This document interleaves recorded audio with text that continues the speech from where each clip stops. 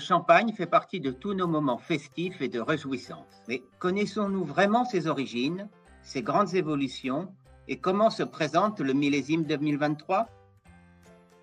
Donc, je suis Yves Tesson, je suis le rédacteur en chef adjoint de la revue Terre de Vin, qui est un magazine mensuel dont le siège est à Bordeaux, aussi un site internet terredevin.com.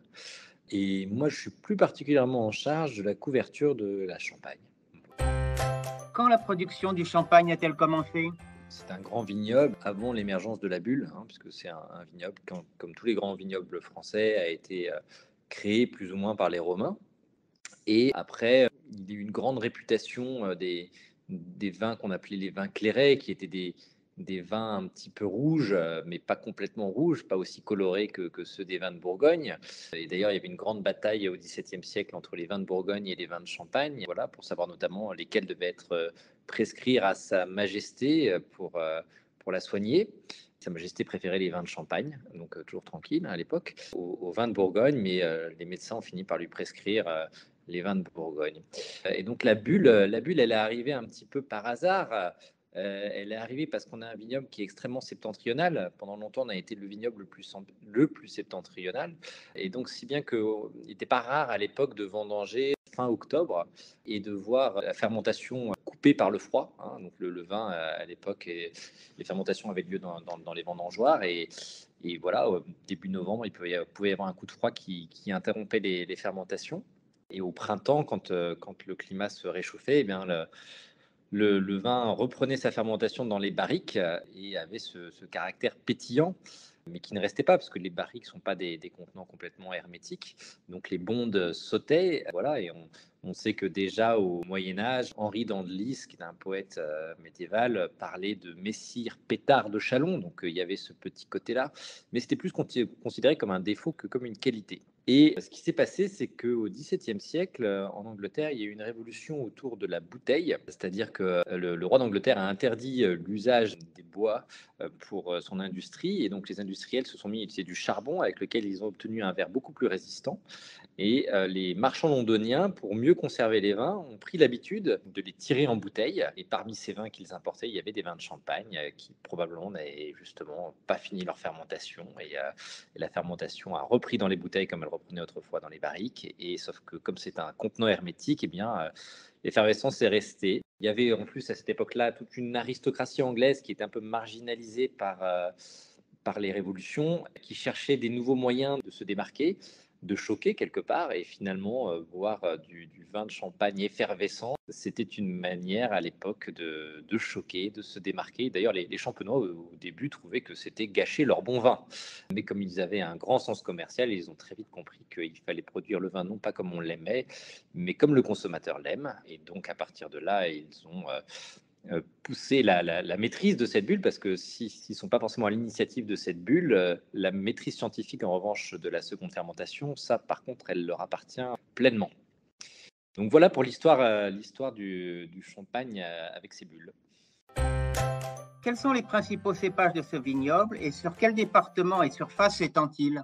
Alors, on a 3 cépages qui sont à peu près à égalité, qui sont le pinot noir, le chardonnay et le meunier. Le pinot noir et le meunier sont des cépages noirs. Et donc ça a été une grande innovation champenoise aussi au XVIIe siècle, cette capacité à produire du vin blanc à partir de raisins noirs grâce à un pressurage délicat.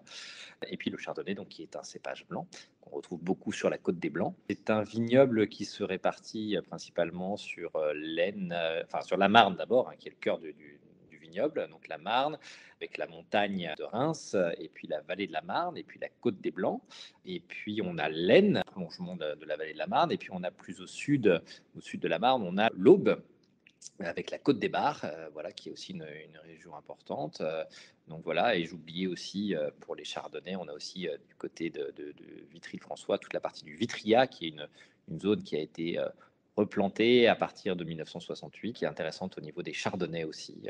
Voilà, il faut qu'il y ait un tout petit bout en Haute-Marne. Et donc on a 34 000 hectares de vignes. Voilà, ce qui représente à peu près en production plus de 300 millions de bouteilles vendues chaque année, avec des ventes qui ont été assez records ces 2 dernières années, parce qu'après le Covid, en fait, il y a eu un gros boom des ventes de champagne, même si là, depuis quelques mois, on observe un petit ralentissement.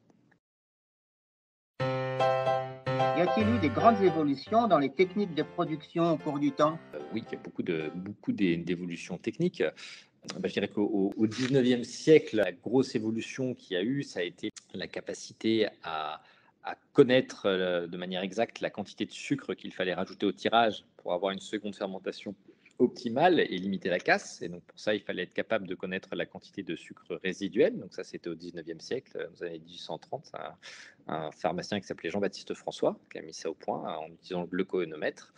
Après, il y a eu tout le travail sur les levures, plus sur la fin du 19e siècle, avec les sélections de levures, et puis des travaux aussi qui se sont aperçus que finalement, toutes les levures n'avaient pas le même appétit, et notamment selon la composition des mous, des vins, voilà, quantité d'azote, etc.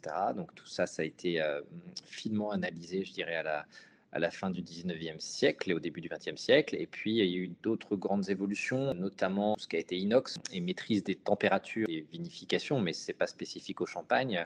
Et donc, tout ce qui a été contrôle des fermentations malolactiques, ça a été un élément assez central. Et c'est une science qui ne cesse de progresser, de s'affiner, de gagner en précision. Après, côté viticulture, on a eu, comme tous les grands vignobles, le phylloxéra qui a été une rupture majeure. On est passé de la vigne en foule à la vigne en rang.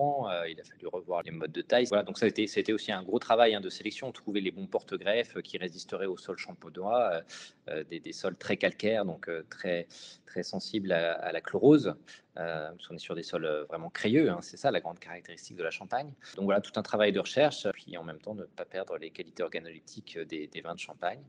Aujourd'hui aussi, mais comme dans les autres vignobles, des tas de questions qui se posent sur comment évidemment limiter tout ce qui est intrant, tout ce qui est pesticides, herbicides, voilà. Donc il y a beaucoup de recherches sur les variétés résistantes par rapport au milieu, parce que on est dans un vignoble qui est très au nord, donc très humide, très sensible au mildiou. Et un des grands obstacles, c'est principalement le mildiou.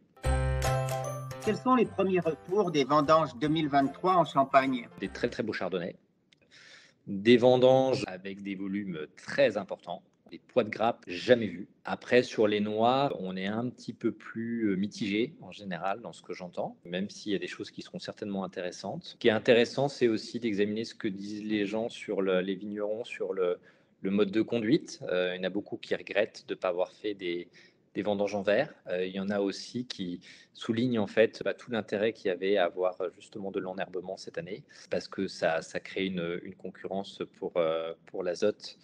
Et donc, ça faisait des maturations, ça permettait, la vigne étant concurrencée, d'avoir des maturations un petit peu plus lentes, plus régulières surtout en fait, et d'avoir aussi moins d'alimentation en azote et donc moins de pourriture. Donc c'est assez inégal, ça dépend des modes de conduite et des choix un peu que chacun a fait au niveau des noirs. Donc il y aura des choses intéressantes, c'est sûr, et il y aura peut-être des choses qui le seront un petit peu moins. À voir, on n'a pas encore dégusté les vins clairs. C'est prometteur, voilà. C'est une vendange en tout cas très intéressante et très différente comme chaque année, très très différente de 2022 où on avait une homogénéité du point de vue sanitaire qui était absolument extraordinaire. Voilà, donc rien à voir, très différent.